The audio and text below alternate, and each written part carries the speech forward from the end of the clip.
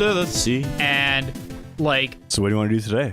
Under the sea. what do you? Yeah, like it was just that. And then like as a kid, I was just like, I didn't even really understand the reference. Yeah. And I was just laughing so hard, and I thought that was like the funniest scene. I think about that scene all the time because that's that's today. like such a common experience, just like being with somebody like, well, what do you want to do? I don't know. Like What do you want to do? 2/3 of Steph and I's relationship. That's like every relationship. What do you want to do today?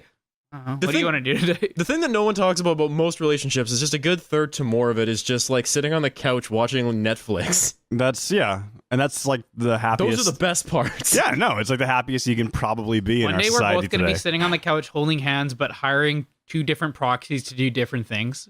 But like we're physically in the same room with each other. Oh God, we're Okay. talking proxies. We're not recording yet. Don't We're worry. not recording You can- now. This is recorded. Mike, Damn it, no, well then don't. do you see the lines? Do you see the lines move? the lines? Those lines have meant nothing for a long time. Those lines mean everything. That's all we have left are these fucking lines. Like Mike. an EKG meter? Is that what that is?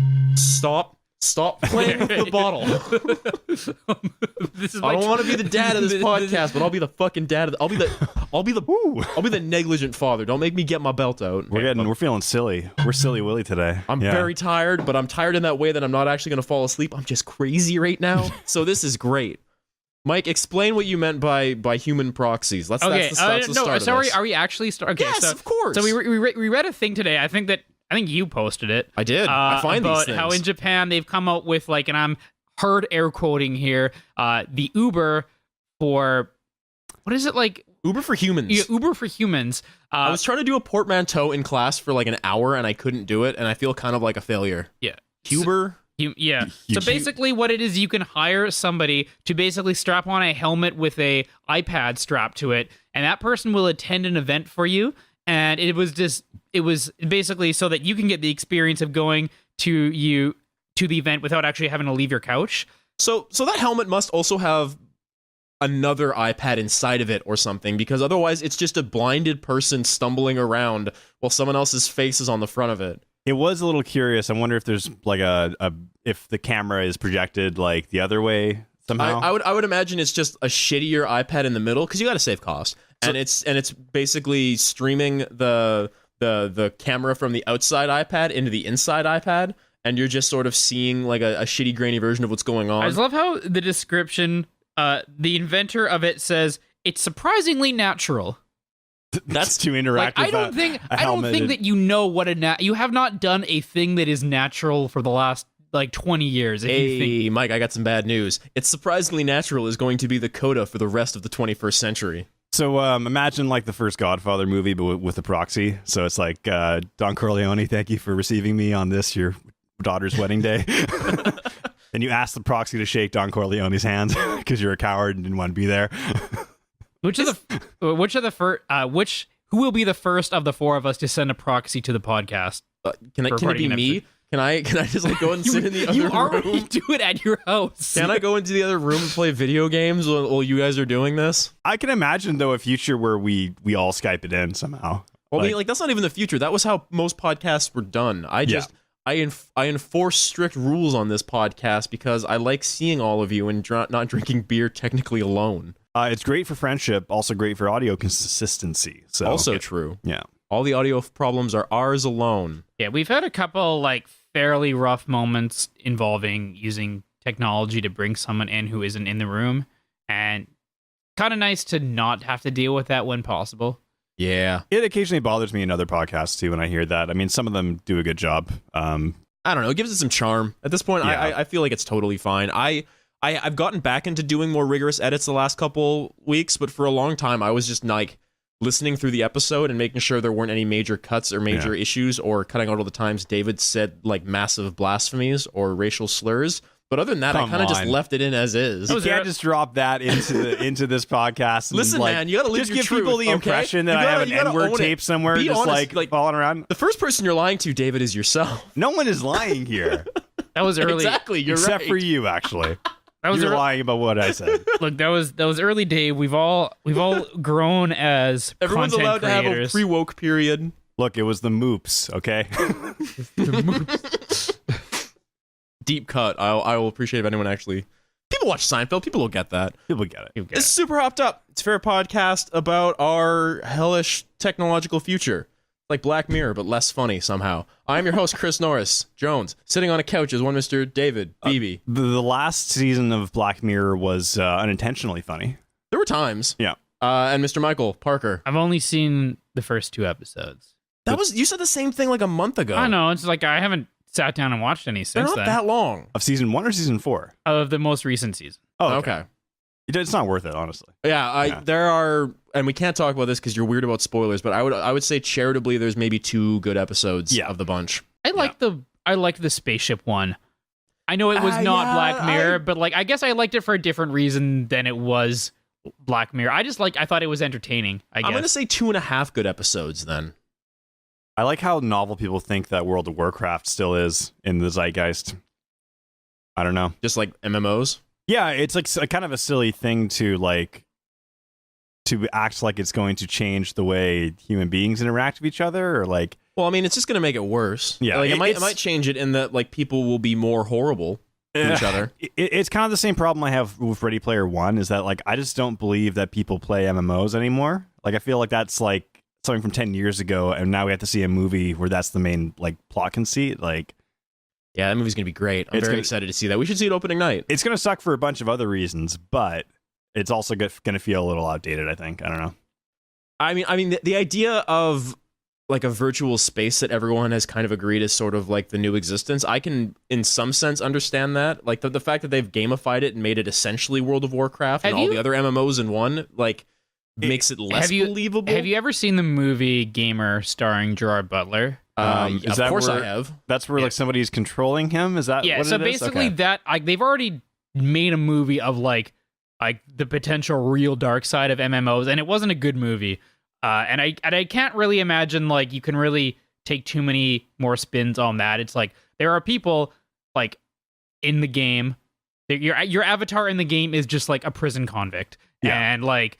The non-lethal parts of the game are just like people who are short on money and want to like be your paid avatars, but they still have to do the things that you want the character to do. Dot hack infection, remember that kind of meta MMO RPG, JRPG? It has been a very long time since I or anyone else for that matter has heard the words dot hack, David.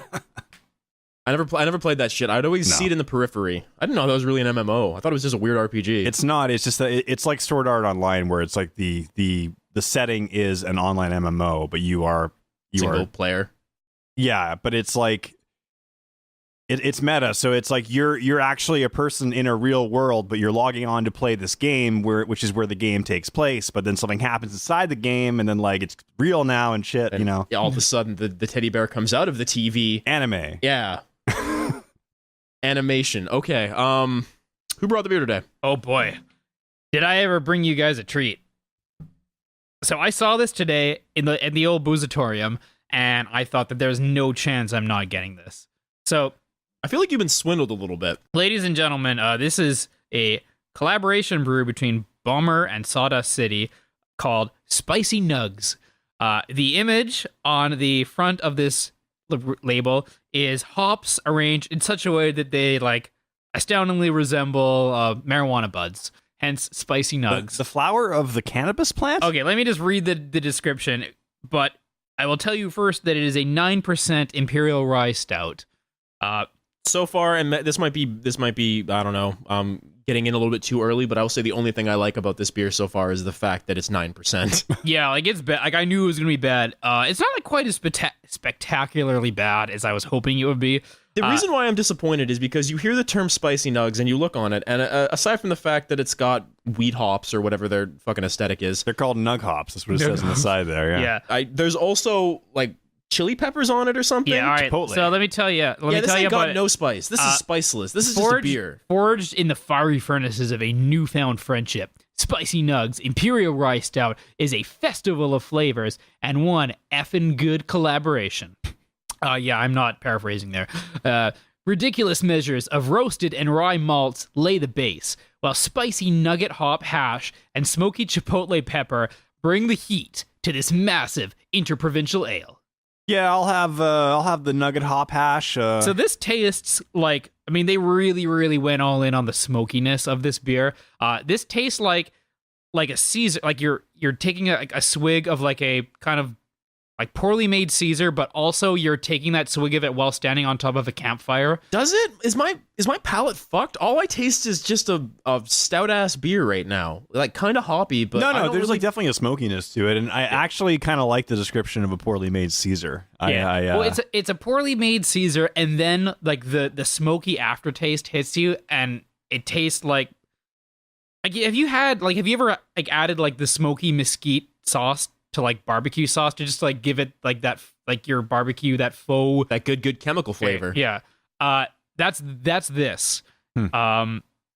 I don't know. I'm still not really getting the smoke. I get a real good boozy aftertaste. That's all right. That's the 9% there, yeah. That plays ball in my mind. They might even gone a little bit light on the Chipotle. I think they almost could have used a little bit more just to kind of give I wanted to feel it. Yeah. I want if you put spices, if you put like spicy hot things on the image, I want to feel it. Look, if it says it's going to bring the heat, I expect the heat to at least be a little broad.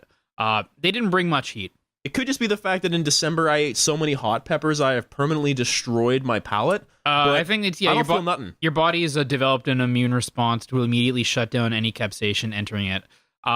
To me, all I can taste is the smoke now. Like the Caesar's gone. Now I'm just liquefying the campfire and I'm drinking it.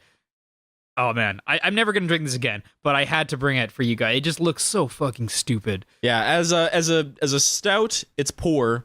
As a joke beer, it doesn't really land. It's kind of I don't know. It's just fucking lame.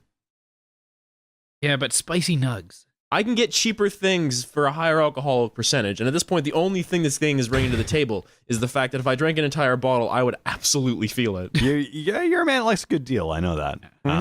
Economy. This is Give me good. dollar per alcohol percentage. This is That's how I roll. pretty good deal at the BCL. It's got a nice aroma, I would say. That's another highlight. It looks nice. It looks like a good stout. It smells good. Where is Sawdust Brewery? Because I know that Balmer is like just down the road from where I live in East Van. I'm not sure. Don't dox yourself, Mike. Could be anywhere. These hot mixtapes that are happening, these collabs are everywhere. Yeah. It's like no one's even kind of doing their own solo work anymore. I think people are just afraid to have their own voice, Everyone's just kind of like doing things out in a group, so if it all fucks up, they're just, I don't know, we're doing a collaboration. It's experimental. Well, yeah, it just shows, it proves a lack of backbone is what it is. People aren't willing to stand behind their own work, No, you take it to the next level that way, because you're traveling to other cities and other places, meeting other people who make beer, and that's how you know that you've made it, because you network. The entire billboard is so-and-so featuring so-and-so. It's all features. Oh, like the Billboard Top 100? Yeah. It's all. Remember when like everything was featuring Timbaland? Like 2005, 2007. I'm not sure, around there. The only thing I know about Timbaland is I'm fairly certain, unless I'm confusing him with someone else, which I might because I'm bad at music. Timbaland put out a video game that was kind of like a make your own beats type thing, which people said was surprisingly good for what they were trying to do. Let's see, Timbaland video game. Talking on the microphone. I think the best recording artist transition to video game was 50 Cent Blood in the Sand. Yeah, that's the high point and the only point. Yeah. I mean, we can laugh all we want. He's probably the only rapper who could have done it at that point, I think. Being a household name enough to sell a video game. I don't know. I think the idea of beer collaborations, like I get it, but the fact that they're kind of touting it as if this is rap music seems really weird to me. Like, what do you do after the collaboration is done? Like, you sell your thing and then you just like pack it up and go home, and then I don't want beer game collabs. I want beer game beefs. I want someone walking out of fucking Bomber and just having someone do like a drive-by bottling. That's what I want. No, man, I want to see like beers antagonist. Like, you brew an entire like line of beer just to spite your rival brewery. Absolutely. Dude, it's not I nearly want hot diss beers. It's at the end of the day, dude, it's just small business competition. It's not that cool. Like, it's just well, no, that's why this collab stuff is dumb. Like, if you're gonna do these dumb things that rap music does, like, do the dumb shit too. I want a beer that just comes out and it's just like, the problem is like Sawdust City. It takes like at least 5 weeks to brew beer, and like by then most people will have forgotten what the initial like. It takes longer than that to write a song. Generally, not a lot of these like 6 weeks to write a song. Dude, unless you're a Swedish pop maestro. I'm pretty sure that like a lot of these diss songs didn't Drake and Meek Mills have like 8 diss tracks back and forth in like the span of a week. Free Meek Mills. Free Meek Mills, yes, but it does not take 6 weeks to write a song. No, it definitely does not. No. I mean, that's supposed to be kind of a mark of an artist nowadays too. Is that, I just woke up today and I wrote this and it's $1 million song, right? Fucking mumblecore. Can we talk about something we actually understand at all? No, that wouldn't be what we do in this podcast. But especially since we're going to talk about Dragon Ball Z again, like this is going to be pretty bad. Okay. But at least you two have been playing the game, yes? Dragon Ball Fighter Z. Yes. I've watched a couple episodes too. Cool. Has like everyone? Okay, because I feel like there are people on my Twitter who've recently started watching Dragon Ball Z. I've started going through Dragon Ball Z Abridged again for some reason. I started watching Super actually in response to this game, which I had never watched before. I bet Funimation, is it Funimation? It's Funimation in the United States. Yeah, Funimation does the dub. Ocean did the original Canadian, like Ocean was a Canadian company that did the original dub, and they don't do it anymore. Oh, okay. Funimation is now like the only one that really does it anymore. Whoever is the people is what get paid when Dragon Ball Z stuff gets sold is probably loving the fact that this game got fucking made, because I swear to God I'm seeing Dragon Ball shit everywhere now. Funimation is probably absolutely pleased, and I even saw them actually handing out guest passes through like some fighting game guys on Twitter. Like they were like reaching out to guys who play Dragon Ball and being like, hey, give this to your friends or fans or whatever. So I think they know what they're doing. I mean, they're probably seeing a spike right now. It's back in the zeitgeist. People are kind of like, "Oh, this is cool," and I think Super is like close to finishing as well. Yeah, I heard some recent news that it's either like close to finishing or on like going on indefinite hiatus. Yeah. I heard it was going on hiatus for a while because they've caught up with the manga. They need to give the manga time to do its thing before they can make animation versions of it. And they're probably a lot more careful about continuing the story without a manga to back it up, because that didn't work for them before. So. Yeah. And they don't want to do what Dragon Ball Z just did, which was just 8 episodes of filler with Goku screaming into the sky while the ball got slightly bigger. To be fair, as much as like the high points of Super, in my opinion, aren't as good as the high points. But yeah, as much as I'm aware, like the high points of Super are not as high as the high points of Dragon Ball Z. It is nice that a fight will last like an episode or two, and instead of like 30 episodes of like the same dude punching the other dude. Like it's nice. I know this is just hindsight bias talking entirely, but I really did. There was something epic when you were in 7th grade and watching Dragon Ball and having an entire summer go by with just one battle happening in the show. Yeah. I don't know. It was dumb and poor, but there's something kind of neat about that. I don't know.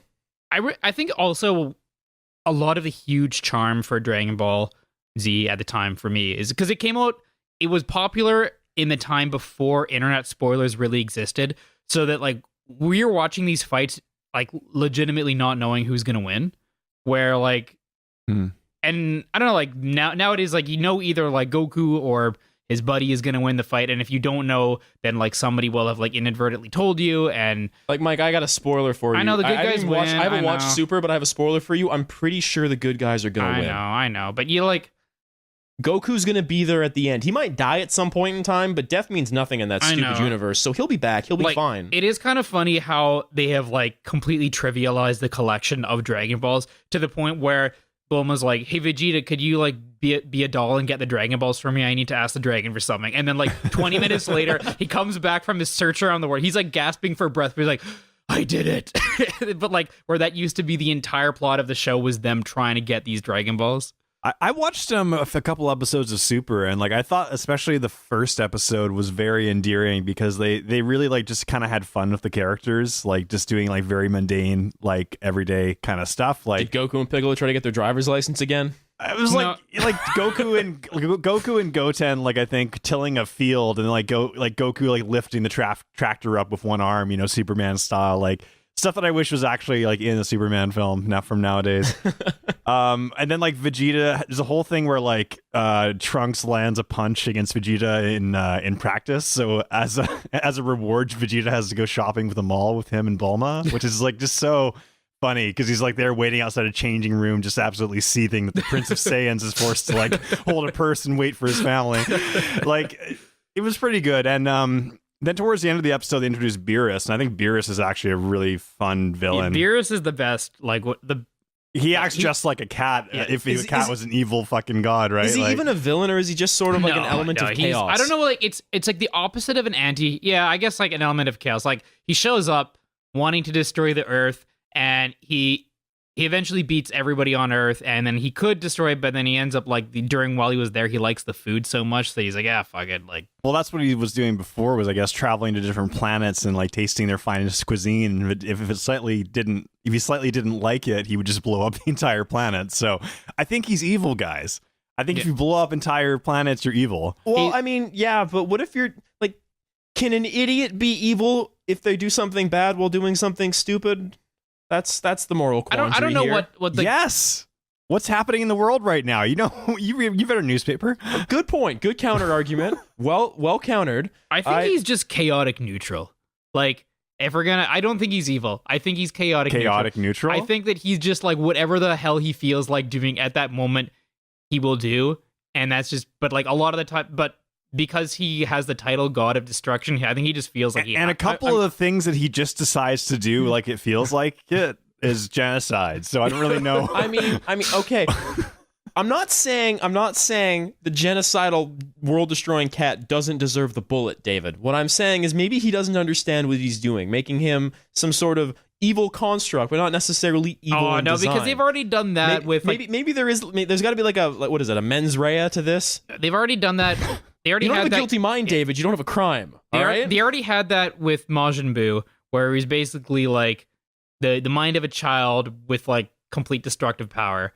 Yeah. And like Beerus is aware of what he's doing, but he's just like kind of, I don't even know how the expression. He's pretty like lackadaisical. Apathetic. Yeah, pretty apathetic to like his complete and utter destructive capabilities.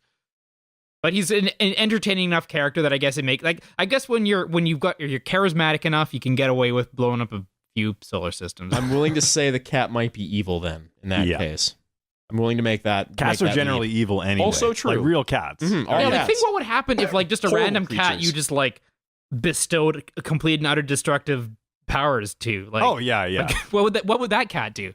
It would do anything and everything for food. Yeah, Absolutely. Exactly. So he's just a cat. Let's talk about this fucking video game. How about that? This game, Dragon Ball Fighter Z. This shit bangs, yo. Like this shit is hot. Been putting in some real motherfucking Dragon Ball hours recently. The only reason why I'm sad neither one of you brought the disc over is because we had our hour intro, including Kelly, which is on YouTube now. You should go check out our Super Hopped Up YouTube channel and go check us out. You can watch Fumbling us play around this at game, that. yeah. Watch horrible to middling level play. But we played for a while afterwards, and I realized that Mike is the best one out of all of us. Perhaps. Well, I was only using 10% of my true power. Oh yeah, you were wearing weighted thumbs. Yeah, exactly. And I've been training in a fucking capsule, like in space and shit, yo. Yeah, so, Dave's been using the 100 times gravity training system. Yeah, I don't know. I want a fucking rematch from the two of you because I felt like it was close. You guys had some wins back and forth, but I feel like Mike had the edge. I'll tell you about my experience playing. In that, like, when I first started playing, I played a few online. I actually started off doing really well. You were Smurf hunting, it seemed, for the first little bit when you were playing. No, I was searching for players. Like, well, I don't mean like you were searching out noobs. I meant like every time you went on, you were pantsing fools. I saw you fustigate a couple of guys. Well, I think on a lot of the earlier games I played both on Friday night and Saturday, like for the first part of the day, like it was a bunch of people who like were all pretty new to games, and I think by the end of the day, a lot of those people had given up and gotten frustrated and like had stopped playing because by the end of the day on Saturday, I ran into like a pretty heavy wall of just like people, some real motherfucking killers. Yeah. Oh yeah. And I just started getting like pasted. And I'm like, okay, like now it's probably time for me to like put online down for a while, and then like I have to go back to the fundamentals and learn how to actually play the game.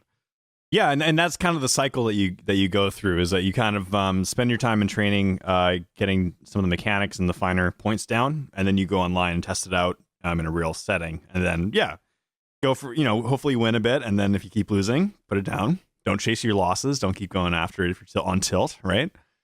But the other thing is also like as long as you're learning something each and every game, it doesn't really matter how many you lose because you will recoup them in the end. KDs, these things come and go, right?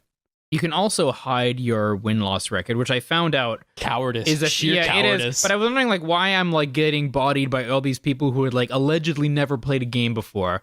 It turns out they're just hiding their record. that just like hiding your power level? Is that what that makes is? a lot more sense. I think so. Yeah. Yeah, you're hiding your true power Which level. is thematically appropriate. Everyone's they're androids, right? You can't read the androids' power levels. I learned that from the story mode, I think. Yeah. Sure. Oh yeah, and speaking of story mode, Kind of bad. yeah, quite bad. I mean, Yeah. I don't know what I was expecting. I wasn't really expecting a story to have me enthralled, but it is just a slog. Like, you can't just go from fight to fight to fight. You have to like do the in between fight mode where you have to like pilot your ship around and then like in order to rescue such and such character, you have to go through like 4 or 5 fights of just fighting random like evil clones of your. It kind of has like a board game conceit, like in between battles, where you're basically given like a different like points on a map that you can travel to and choose what fights you want, and then eventually get to the boss of that. I mean, level. I've liked that conceit in fighting games in the past. Soul Calibur 2 did something kind of similar. Oh, and that yeah, game, yeah. single player, I liked a lot. Mm-hmm. There's also like just kind of a weird like you unlock buffs and stuff you can add to people, so you can add like an attack bonus or like a Zenny bonus or whatever you want. But, like, I think the thing for me is I wish that it were more difficult. The fights themselves are like I understand why. It's so that everybody can do it. So that it's not like the completing the game isn't locked behind a skill wall, because fighting games can potentially have a really high skill wall. But the fights are really trivial. Like most of the time, I have yet to really take any damage in a fight, and I've been playing it for about 3 hours. Yeah. The fights themselves are a little bit like just repetitive and very easy, and then like the interstitial like story stuff is just like Dragon Ball like action figures talking to each other, and like From the cutscenes I've seen online, they always seem very stilted and very slow. It's just 4 people kind of sitting there reading out their lines. There's not really any sort of dynamicism between the voice actors or the characters. It's more or less every scene Goku just like reinforcing how awful of a friend and a parent he is. And like it's astounding how any of these people have any patience for him. But he's very good natured. Yeah. Goku's the worst dad. He's the worst dad. But he's also a pretty bad friend too. Like he just shits on Krillin and Yamcha nonstop the entire time. Yeah, well, I mean, Krillin and Yamcha, they deserve it. Let's be honest here. I still maintain that Batman is the worst dad, but Batman's he's not a dad at all. He's a negligent father. yeah. So like the story mode is just not the highlight of this game, unfortunately, and it kind of sucks because I wish I could just play as Android 21. She's actually fairly cool. Like the points where she's in the story those are the best parts. She is of it. by far the best voice acted character. Yeah, I think like out of them. Like I think that Chris Sabat and Sean Schmel, the guys who do Vegeta and Goku, and like as well as everybody else, like they do okay, but I think that they really are just like a lot of it is just them showing up to get a paycheck, and like the real effort they put in is for like the show. Yeah. But Android 21, her voice actor is like really just going all out throughout the whole thing, and she's actually really good. Should have got the Dragon Ball Z abridged guys. That would have been way better. Those guys would have put some emphasis into it. Yeah. What's your team now, Mike? All right, have you settled? so far right now I'm sticking with regular old Goku, OG Goku, Super Saiyan Blue Vegeta, and Nappa. Oh, you got rid of Captain Ginyu? Yeah, Ginyu. Okay, so Ginyu had a gimmick which was the body swap, and I just found it a little too difficult to pull off reliably. Yeah. And when he doesn't pull it off, he's actually not a very good character because he only has a couple attacks. Yeah. But that's the whole point. He's kind of supposed to be bad so that if you can swap, then you give your opponent a very bad character. Including what I kind of found out. Like the great thing about this game is that like you start learning little like tricks and things for each character. So I learned that like in the body swap, you can hold down a button to make Ginyu injure himself just before the body swap. Yeah. So you give them a lower health character. That rules. Yeah, that's pretty pretty cool. Because that's what he did in the show. Like he just starts like stabbing himself, and then Goku's like, "Hey man, like, are you okay? Yeah. What are you doing here?" And then body swap. But yeah, there's some really silly things that this game does that are very, very like true to the source material, which is awesome, and it looks absolutely like beautiful the entire time that it's happening.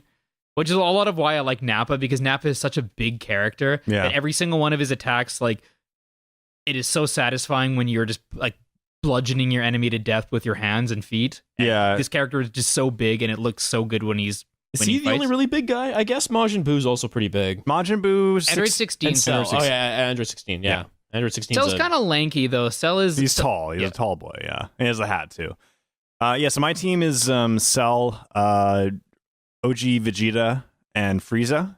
And I was kind of more or less settled on that because I'm comfortable playing all those characters. Vegeta has an awesome assist. It's like pretty overwhelming. He just fires a bunch of fireballs at him. Yeah, you know what? It's good. What I found out, it's fun. Like there's certain characters that when you call in their assists for special attacks, can fire up into the air. Yeah. And it's really, really important to have a good mix of teammates that can help you in the air and on the ground. Yeah, that's true. Just kind of figuring out the synergies and like how to combo between characters and stuff has just kind of been a lot of what I've been doing recently, and it's quite fun.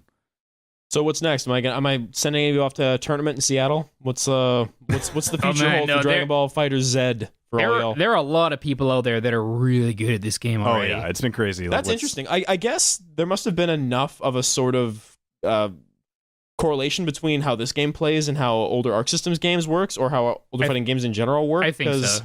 There were only a couple betas out there, and it hasn't been out that long. So if there's already enough people out there who are number one fucking stunners, then well, people are figuring out what is essentially the most efficient universal combo for all characters, and I think a lot of the game for people like myself is learning how to avoid getting caught in that combo in the first place. And because once you get stuck in this, you block. That's that's what you got to do. That's true. Well, once you get caught... Number one tip for anybody playing online for the first time, remember to block. That's important. I was really bad at that. That's the thing that was kind of my Achilles heel, is not pressing that back button. The best offense is a good defense. Yeah.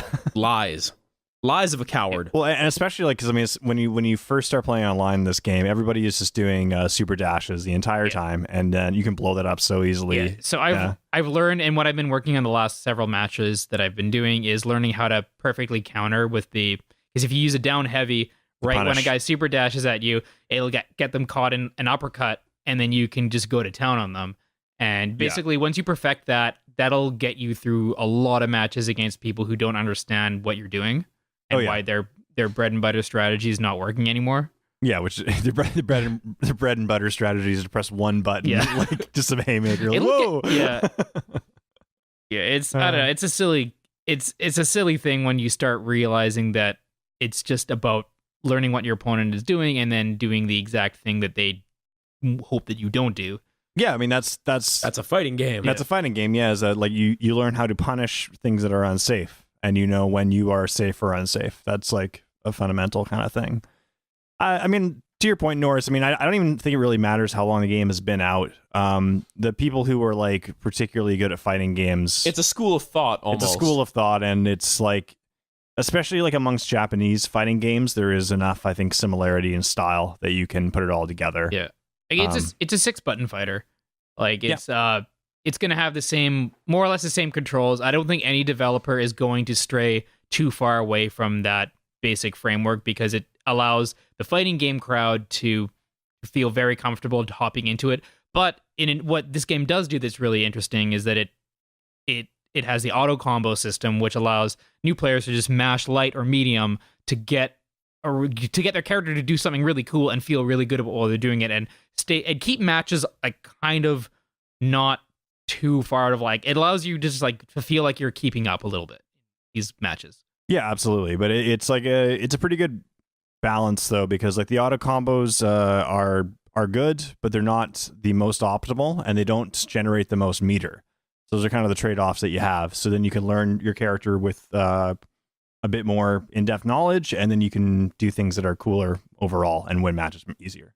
So, good-ass game, dude. I don't know what to say, really. It's pretty awesome.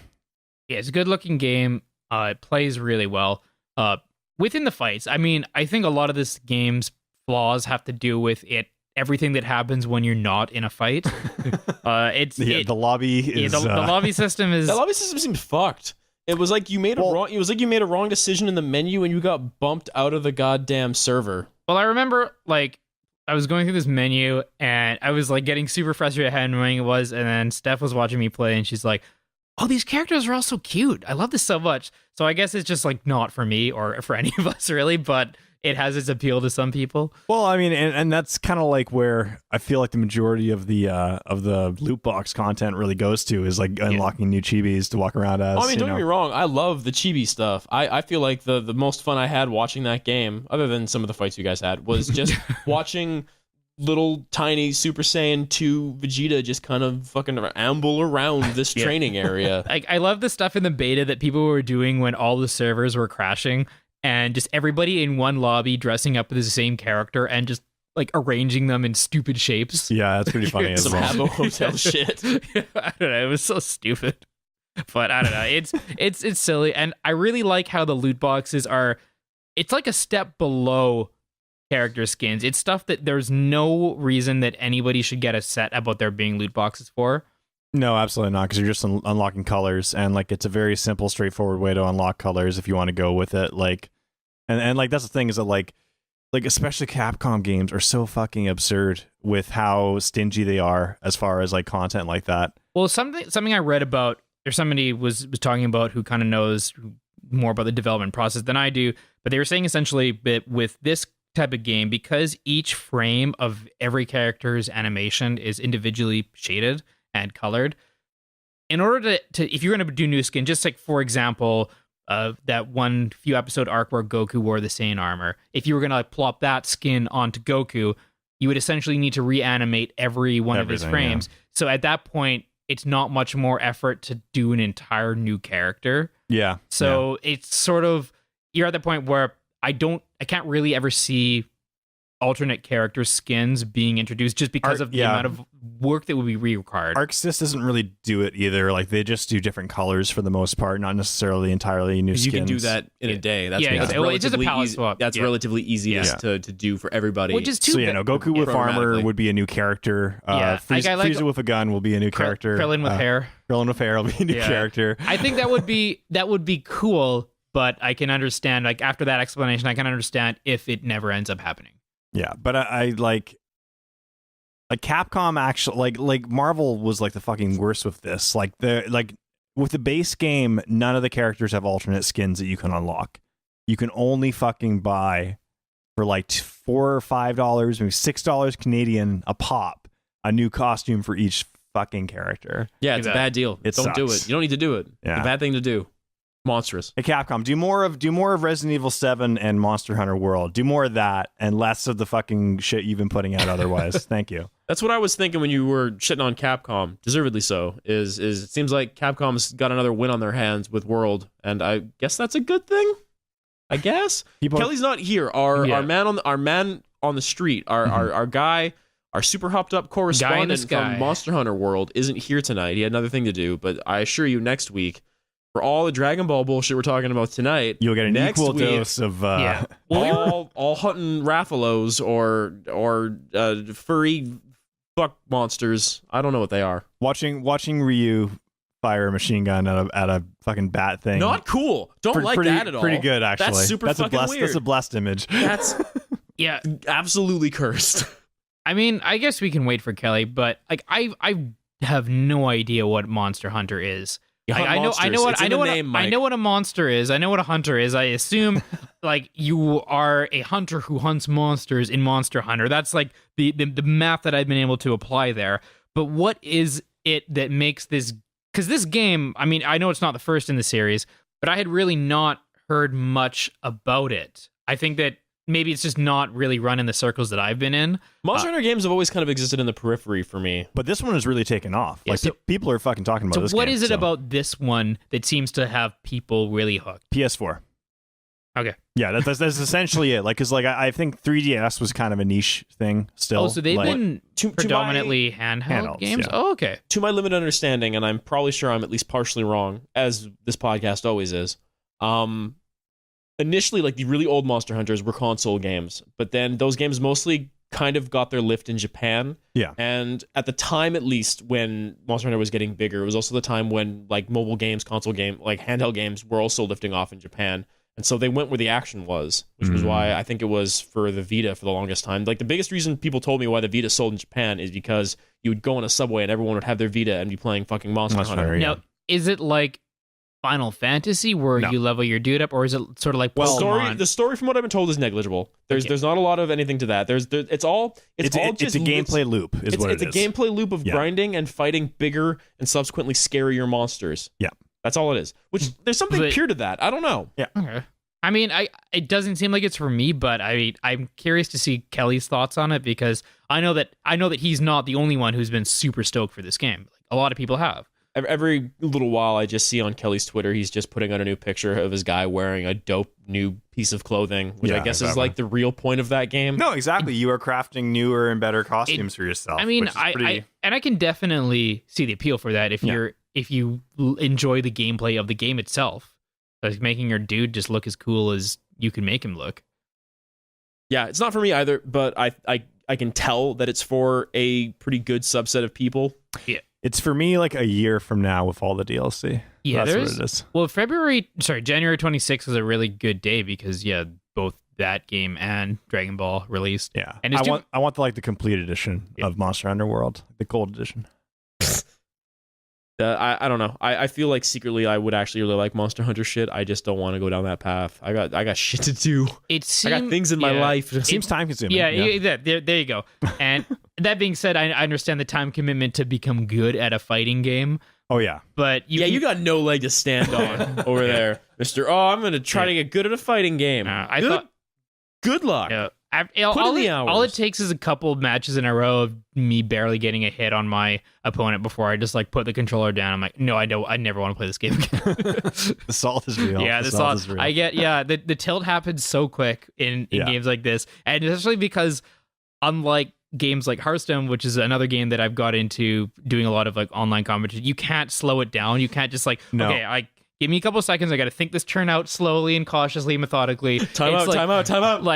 Like I'm hitting the buttons as fast as I can. Why aren't I winning? And then you've already lost because you're not blocking. You're just pressing buttons, hoping something happens. Yeah. Fighting games are awesome. Yeah, no, I'm learning. I'm going through a process that I'm imagining you went through, Dave, like quite a few years ago. Yeah. I'm not even over it. Like, I'll be honest. Like the biggest like kind of stretch I had, I think during the beta, I played like over 160 matches, something like that. Oh, wow. I won probably a third of those. Yeah, but it was fun even to lose at that point. And also, like I said, you learn something each time you lose too. I saw a dude post on Reddit like his record, like, finally won my first game, 1-203. Oh my god. I thought like, well, God bless him because he's trying. Like, he never gave up. To not give up after 203 straight losses, like that's like hearts out to that guy, man. That's horrendous. That's horrifying. But he did it though. He did it. I think I looked at that one W felt, man. Yeah, and then imagine how he's gonna feel when he's like 2 and 530. Oh, that's rough. The only thing worse than that first Reddit post will be the second. You got to start somewhere, though. You know, that's a future champion right there. You also got to end somewhere, technically. Where do you want to end it, man? Like, so what are you actually excited for? Like, what's the next thing that you can imagine yourself playing, or can you taste it in the air? It's weird because there's nothing on the horizon I'm all that excited for. Psychonauts 2 apparently got delayed to 2019, which was like one of the few games this year I was excited for. Anthem's delayed till 2019 as well. I mean, I know, like, friend of the podcast, Mike, works on that, but at the same time, you can't see it, dear reader, but I'm making the masturbatory motion. I don't care about Anthem. It looks like Destiny by BioWare, which love Destiny. Both those, I did like Destiny 2, but again, like it blew its load on me, and now I'm all clean up from it. So I'm actually okay. BioWare and the Destiny style of games have both spent their fucking cultural cachet with me, so I don't care about either of those things, and I super don't care about the mix of the two. Yeah, I actually am kind of looking forward to God of War, which like I didn't think I would until I kind of saw more trailers. It looks like it'll be fun, but more importantly, it looks like I can play it for like the 20-ish hours that the campaign is going to take, and then I can just put it down and move on with my life. And never look at it again. Yeah. Like, I don't know. It just my looks kind like of game. It looks like it's going to be a really fun, just like sit down, play through like a story that, well, it probably won't be great. Well, at least it'll have a few good entertaining moments where like, ah, shit. Like all those games have had in the past. And then, I don't know. I think those are the kind of games that I look forward to a lot now because they're not monstrous time sucks where I feel like if I don't do enough of this stuff that I'm not getting my full money's worth out of it. There is a new game that I purchased last week that I have played, and I've beaten the main story. Gonna probably do most of the rest of it, and it's an indie game called Celeste. Okay. So Celeste, actually, first and foremost, it's a local Vancouver product. It's done by, I've met at least all the developers. I wouldn't say they're friends, but they're like acquaintances, friends of friends. Yeah. One of them actually we had on the podcast is Kevin Regami. Okay. Yeah, the Power Up Audio guys did the sound for Celeste. It is a Masocore game in the same style. Explain that to me. Masocore is kind of like platformers that hate you. Think Super Meat Boy. Okay. Where does that title come from? I don't understand. Masochistic Oh, core I don't. Like hardcore. and masochist. The I don't know. Well, you can just add Masocore. core to anything now. Yeah, of course you can. Yeah, it's a Masocore. good term. I don't know. Masochistic platform. Massachusetts hardcore. So yeah, the game is you're a young girl by the name of Madeline, and you're climbing Celeste Mountain. Never mind. I thought that was a twist because I was expecting you her thought name Celeste was was the girl? I thought if she's Madeline, who is Celeste? Celeste is the mountain. Oh boy. You're climbing Celeste Mountain. It's a girl who's just, I don't know, I'm a young 20-something who doesn't know what they're doing with their She life. dropped out of college. Yeah, and she's a cat. she drew on cat whiskers and she dropped out of college. It's very much, I'm flippant, but I am actually, I appreciated the story in this game, but it's very much not about the story. It very much is just, it's a game segmented into a number of levels, and each level basically has singular like screens or maps, and it's just a Super Meat Boy-esque level.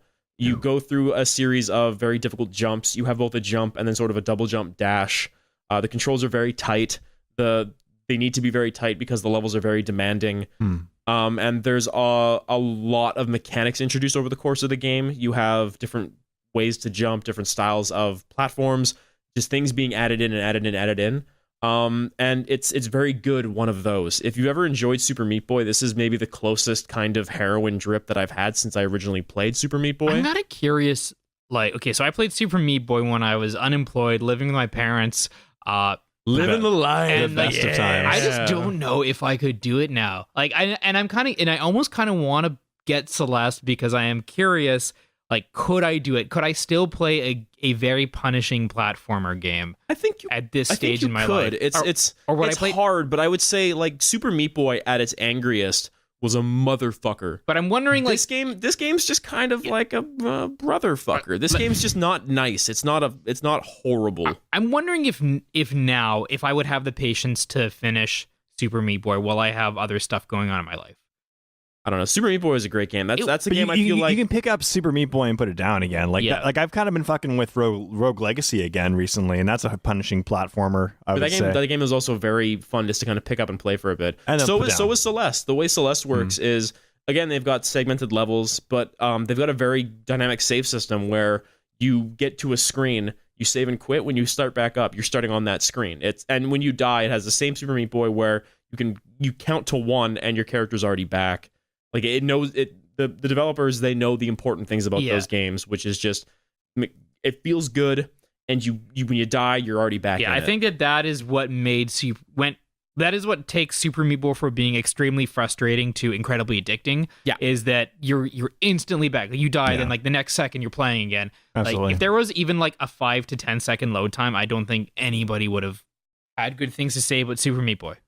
Celeste is also very good as well in that regard. The graphics, they're that kind of 8 to 16-bit sort of cute kind of thing. I don't know. I lost train of thought. Anyways, the story can feel trite if you kind of think it's going to feel trite. I appreciated it. It is very heartfelt. Okay. Well, other people might find it grating. If at any point in time in the past when I was describing what Night in the Woods was, if you thought that seemed insufferable, you might also find Celeste insufferable. But if any part of you found that endearing, you will like Celeste. I promise or you story content. I promise you one day I'll finally I'm play. gonna fucking make you. I'm gonna sit Oxenfree you down. or Night in the Woods or like Night in the Owlboy Woods, yeah. or like I any just- of these games that just you've Night in talked the about for Woods. years now. Just Night in the Woods. Just Those Night in other the games Woods? are good, but fucking Night in the Woods is one of those things where it's just like it's good praxis, Dave. That's what that game is. You should give it a shot. I actually just started playing Oxenfree Really? a couple of days ago because Good game. it was on sale, and I remember I went back and listened to the year before, so the end of 2016's Game of the Year. I remember Norris had I talked about it a little bit. I think that was like your number 10. Yeah, because I just finished it a couple days before we recorded it. So yeah, I kind of stuck. And then I in remember there. like I was like randomly just like hitting mute or pause to like avoid anything that could possibly spoil, because I feel like a lot of that game is about not knowing what's around the bend.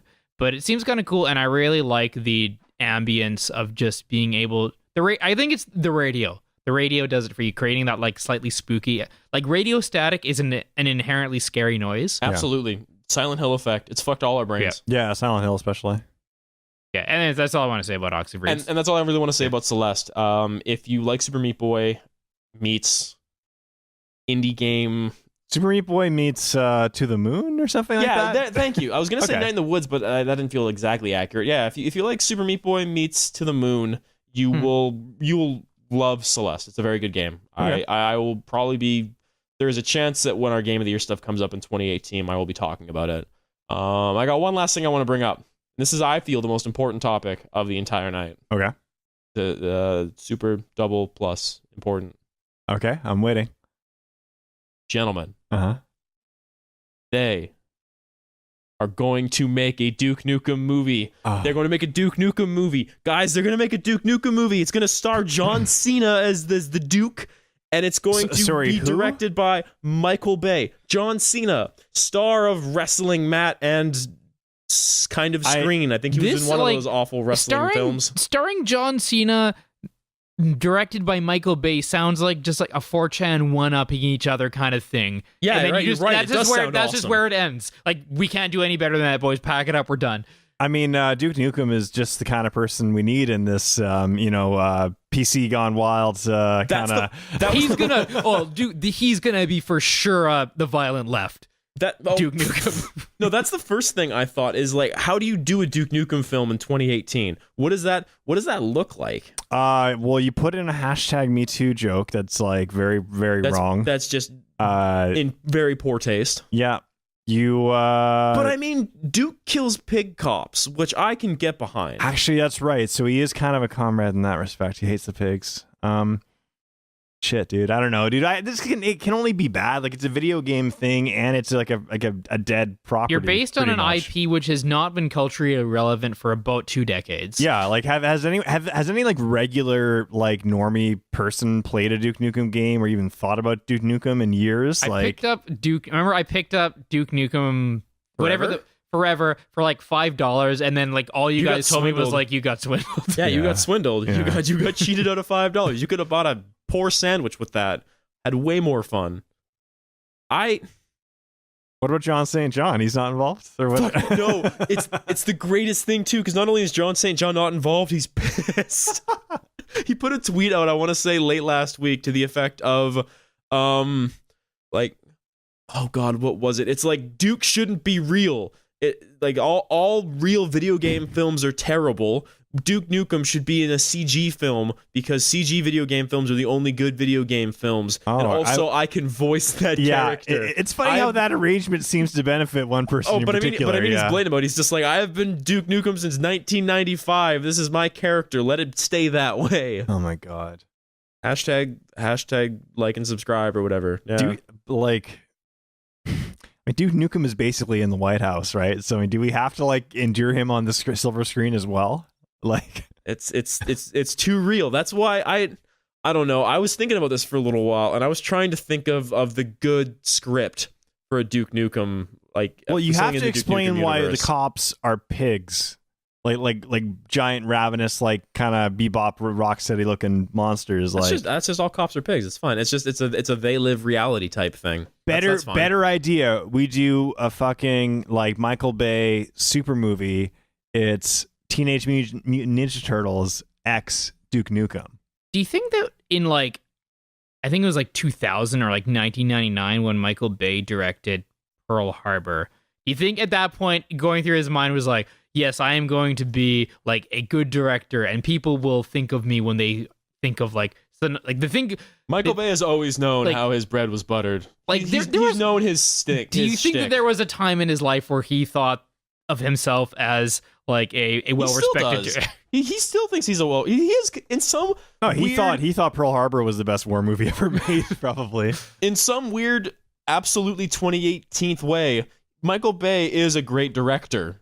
He has an oeuvre. Michael Bay is a great director. Okay, it's in a way like Pain and Gain, Bad Boys 1. Bad Boys 2 is fine. It's fine. It's no Bad Boys 1 though. It's nice because you just know what you're getting. Armageddon Right, Armageddon better be put into Congress, okay? That is a national fucking treasure. That might be the last like tolerable film he actually made. Yeah, like that was a good. Gotta teach these drillers how to be astronauts. Yeah. It's great. It's amazing conceit. Okay. I was thinking about this, and here's my idea. I've actually got two competing ideas, or just two different directors for who I would prefer to see doing the Duke Nukem film. Okay. First and foremost, Guillermo del Toro. No, not Pacific Rim X Duke Nukem. Who directed Black Swan? Darren Aronofsky. Darren Aronofsky's Oh Duke my Nukem. God, That would be the just- first thing I want. Just an old ass Duke Nukem, mid 60s, completely Like over Dolph the hill. Lundgren, maybe? Basically, Like- I'm basically just rewriting The Wrestler, Yeah, but only with Duke Duke Nukem. Nukem. Yeah, it's just like he saved the world in his youth, but now he's just old and everyone hates him, and he's just spending his time going to these conventions. Oh yeah, and then he goes to the strip club, but he's sad about it. Like, oh no, that's The Wrestler. That's the movie called The Wrestler, dude. but with Duke Nukem instead. Oh my god. My second idea Okay. is a Wes Anderson Duke Nukem film. Okay. I Never think mind. that would be the only Wes Anderson movie I would watch willingly. No, I wouldn't even watch that one. Owen Wilson is Wes Anderson. Is Wes Anderson. Wow.